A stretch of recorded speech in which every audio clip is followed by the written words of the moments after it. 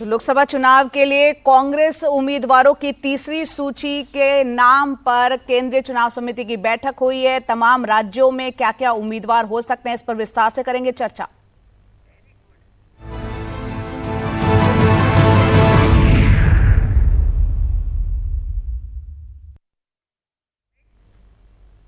तो कल कांग्रेस की सीईसी की बैठक हुई है। चुनाव घोषित हो चुके हैं, उम्मीदवारों पर मंथन चल रहा है और तीसरी सूची जल्द आ सकती है। केंद्रीय चुनाव समिति ने पूरी करी है कल चर्चा और इसमें 11 राज्यों की करीब 80 सीटों के उम्मीदवारों के नाम लगभग मान लिया गया है, एक तरह से तय है। अब उम्मीद है कि आज तीसरी लिस्ट के उम्मीदवारों के नाम का ऐलान किया जा सकता है। चुनाव समिति की इस बैठक में उत्तर प्रदेश के साथ ही दिल्ली, बिहार, महाराष्ट्र और झारखंड जैसे उन राज्यों की सीटों की चर्चा नहीं की गई है जहां कांग्रेस गठबंधन कर चुनावी मैदान में उतर रही है। लोकसभा चुनाव के लिए पहली दो सूची को मिलाकर देखा जाए तो कांग्रेस के अब तक 82 उम्मीदवारों के नामों की घोषणा हो चुकी है। कांग्रेस के पूर्व अध्यक्ष राहुल गांधी चुनाव समिति के सदस्य हैं, मगर वो इस कल जो बैठक हुई है उसमें शामिल नहीं हुए थे।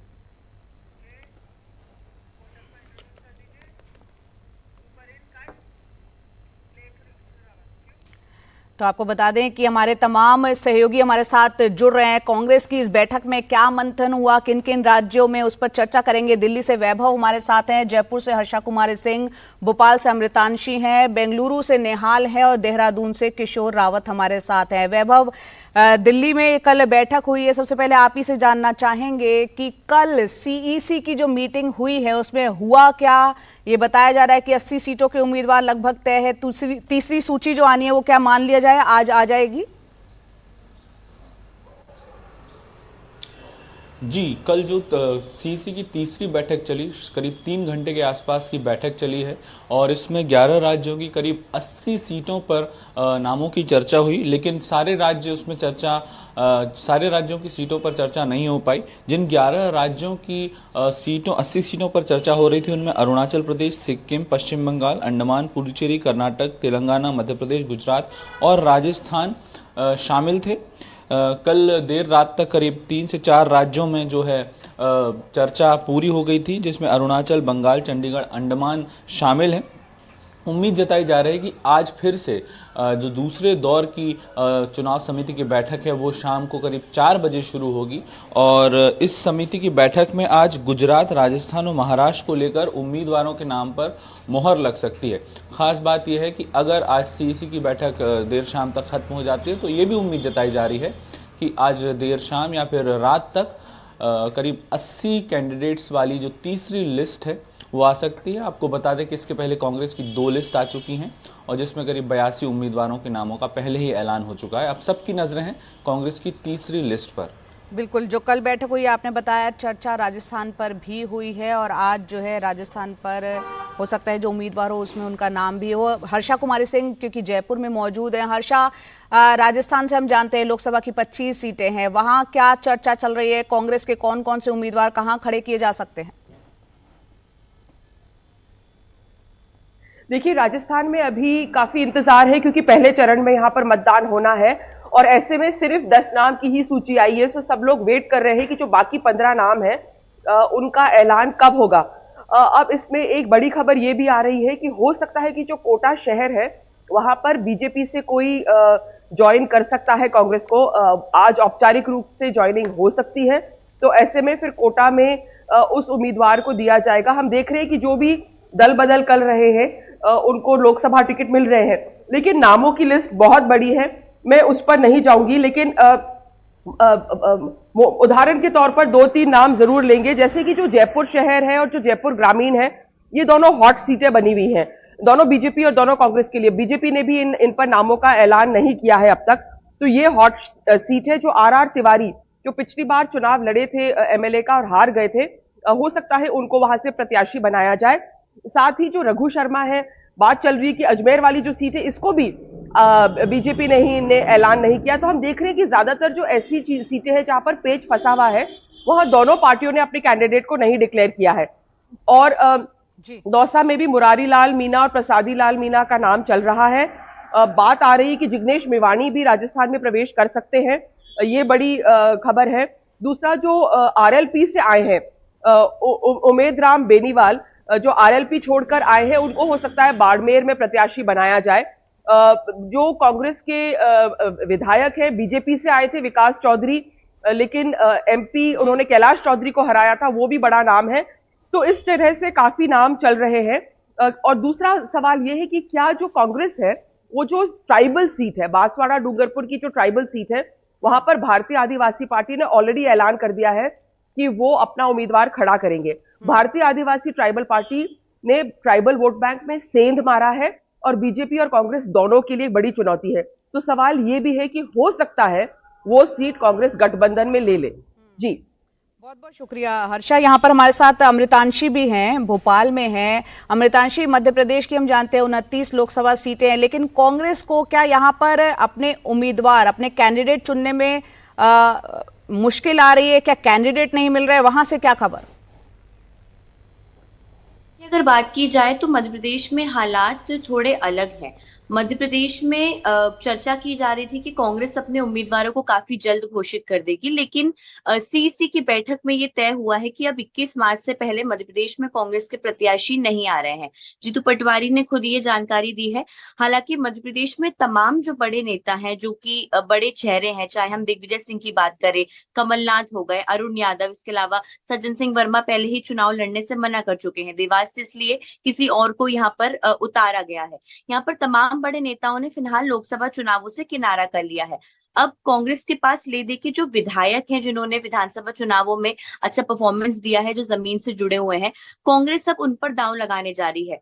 कई ऐसी सीट्स हैं जो पिछली 10 सीट घोषित हुई हैं, उनमें कांग्रेस ने ये बता दिया है, ओमकार सिंह मरकाम और अन्य विधायकों को टिकट देगी कि कांग्रेस के पास अभी विधायकों के चेहरे ही लोकसभा चुनावों के लिए बचे हुए हैं। इसके साथ ही साथ जो बाकी बची हुई 18 सीटें हैं, उसमें उज्जैन से महेश परमार, विपिन जैन, रामसिंह भारती जो बड़ा मलहरा से विधायक हैं, उनके ऊपर दांव लगा सकती है कांग्रेस। हालांकि जब ये सवाल कांग्रेस से पूछा जा रहा है तो उन्होंने फिलहाल अभी तक ये नहीं कहा है कि बड़े नेता चुनाव में उतरेंगे या नहीं। उनका साफ यह है कि जिन पर आलाकमान का निर्देश होगा, आलाकमान के निर्देश के बाद वो नेता चुनाव में उतरते हुए नजर आएंगे। लेकिन कहीं ना कहीं कांग्रेस को काफी समय लग रहा है प्रत्याशी मंथन में, और मध्य प्रदेश में कांग्रेस की स्थिति थोड़ी सी जो है वो अभी खराब है, क्योंकि प्रत्याशी नहीं मिल रहे हैं, ऊपर से लंबा समय लग रहा है। और आज देखिए मध्य प्रदेश की कई सीटों पर नामांकन प्रक्रिया शुरू भी हो जाएगी, खासतौर से जो पहले चरण के चुनाव होने हैं महाकौशल और विंध्य क्षेत्र में, वहां पर भी कांग्रेस को अभी प्रत्याशी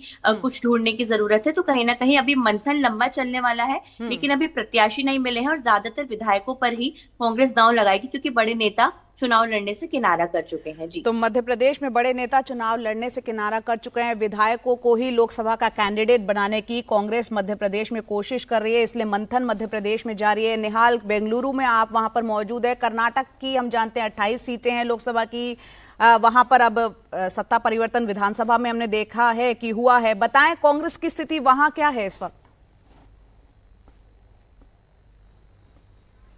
ये कांग्रेस की जो पहली लिस्ट आई थी कर्नाटका की, उसमें 28 में से 7 सीटों के बारे में उन्होंने अपने उम्मीदवार तय किए थे, और आज उम्मीद की जा रही है कि इसमें से बची हुई जो 21 सीटें हैं उसमें से ज़्यादातर के नामों की घोषणा आज हो सकती है। और इसमें सबसे बड़ी बात यह है कि इस बार इस तरह के संकेत मिल रहे हैं कि कई सारे मंत्री हैं, उनके बेटे बेटियों को इस बार टिकट मिलेगा लोकसभा चुनाव लड़ने का, जिनमें से मैं बता दूं कि जो नाम सामने आ रहे हैं वो हैं ट्रांसपोर्ट मिनिस्टर रामलिंगा रेड्डी, उनकी बेटी सौम्या रेड्डी बेंगलोर साउथ से वो लड़ सकती हैं। Public works minister Satish Jarkiholi, PWD minister, उनकी बेटी प्रियंका जरकीहोली, वो चिक्कोरी से। महिला कल्याण और बाल विकास मंत्री लक्ष्मी हेब्बालकर के बेटे मृणाल हेब्बालकर बेलगाम से। कृषि मंत्री शिवानंद पाटिल, उनकी बेटी समुक्ता, उनको बागलकोट से। और साथ ही साथ ईश्वर खंड्रे जो कि यहाँ पर वन मंत्री हैं, वन और पर्यावरण मंत्री, उनके बेटे सागर खंड्रे को बिदर से लोकसभा की सीट दी जा सकती है। आज जब उम्मीद की जा रही है कि नामों की घोषणा होगी, लेकिन अब भी कुछ ऐसी सीटें हैं जहां पर नाम तय नहीं हो पाया, जो जानकारी मिल रही है उसके मुताबिक, इसलिए कि वहां पे कैंडिडेट बहुत ज़्यादा हैं, बहुत सारे दावेदार हैं। इनमें से बताया जा रहा है कि कोलार, चित्रदुर्गा, चिकबल्लापुर, चामराजनगर, बेल्लारी, ये सारी ऐसी कॉन्स्टिट्यूएंसीज हैं जहां पर उम्मीदवार ज़्यादा हैं, बहुत सारे लोग दावेदारी कर रहे हैं। ऐसे में इन सीट्स पे अभी जो मैंने आपको 4-5 सीटें बताई, यहाँ पर शायद इन सीटों की घोषणा आज नहीं हो। और साथ ही साथ बेंगलुरु सेंट्रल, यहाँ से कांग्रेस के वरिष्ठ नेता रहमान खान के बेटे मंसूर अली खान को टिकट दिया जा सकता है। और साथ ही साथ गुलबर्गा एक बहुत महत्वपूर्ण कॉन्स्टिट्यूएंसी है, जहां से मल्लिकार्जुन खड़गे हैं एआईसीसी प्रेसिडेंट। इस बार वो चुनाव नहीं लड़ रहे हैं, पिछली बार लड़े थे 2019 में। इस बार मल्लिकार्जुन खड़गे के दामाद डॉक्टर राधा कृष्णन को टिकट मिल सकता है, इस बात की भी उम्मीद जताई जा रही है। बिल्कुल। अब रुक करते हैं देहरादून उत्तराखंड का, क्योंकि हमने देखा कुछ जगह कैंडिडेट कांग्रेस को चुनने में दिक्कत हो रही है क्योंकि कैंडिडेट नहीं मिल रहे हैं। मध्य प्रदेश का हाल जाना आपने, कर्नाटक का हाल जाना, जहां कैंडिडेट बहुत ज्यादा है तब भी चुनाव करने में दिक्कत आ रही है। किशोर, आप देहरादून में हैं, बताएं उत्तराखंड कांग्रेस के कुछ नेता जो है वो बीजेपी में शामिल हो गए हैं, उसमें से एक विधायक है, 4 पूर्व विधायक है, वहां स्थिति क्या है? हालांकि सीटें कम है, उत्तराखंड में 5 सीटें हैं। बिल्कुल, उत्तराखंड में 5 सीटें हैं और जिस तरीके से 2016 में करीबन 10 विधायक पार्टी छोड़कर बीजेपी में शामिल हो गए थे, वो सिलसिला थमने का नाम नहीं ले रहा। लगातार विधायक या फिर नेता पार्टी छोड़कर जा रहे हैं। कांग्रेस की 2 सीटें यहाँ पर अभी तक उन्होंने तय नहीं कर पाई है, जबकि आज से नामांकन शुरू हो गया। 19 अप्रैल को पहले चरण में उत्तराखंड की वोटिंग होनी है। 2 सीटें जिसमें नैनीताल उधम सिंह नगर लोकसभा और इसके अलावा हरिद्वार से हरीश रावत दावेदारी कर रहे हैं या फिर उनके बेटे के लिए अपने वो टिकट मांग रहे हैं। कांग्रेस प्रदेश अध्यक्ष करण महारा वो भी इसमें दावेदार है। उनका ये कहना है कि हरीश रावत इस सीट पर मजबूती से चुनाव लड़े, नहीं तो वो खुद अपने लिए टिकट मांग रहे हैं। इसके अलावा नैनीताल उधम सिंह नगर में अजय भट्ट जो कि बीजेपी के प्रत्याशी और केंद्रीय राज्य मंत्री भी है, उनके सामने यशपाल आ रहे हैं। भुवन कापड़ी जिन्होंने पुष्कर सिंह धामी को चुनाव हराया था, वो भी दावेदार है। इसके अलावा पूर्व विधायक रंजीत रावत है। तो कई ऐसे नाम हैं जो सामने चल रहे हैं, लेकिन यहाँ पर तय नहीं हो पा रहा। वजह इसकी है कि बड़े नेता पहले चुनाव लड़ने से मना किया था कि हम चुनाव लड़ना नहीं चाहते। यही वजह है कि कांग्रेस इतने मजबूत टिकट नहीं दे पाई। दूसरे अलावा अब जिस तरीके से उनको लग रहा है कि पार्टी हाईकमान पर दबाव बना रही है कि आपको चुनाव लड़ना है, तो जाहिर सी बात है ऐसे में अपनी दावेदारी कर रहे हैं, लेकिन उस मन से नहीं कर रहे कि उनको लग रहा है कि वो इसमें पैसा भी खर्च होगा या फिर वो जीत नहीं पाएंगे। क्योंकि लगातार उत्तराखंड में कांग्रेस की स्थिति काफ़ी डामाडोल होती जा रही है। कांग्रेस लगातार गिर रही है।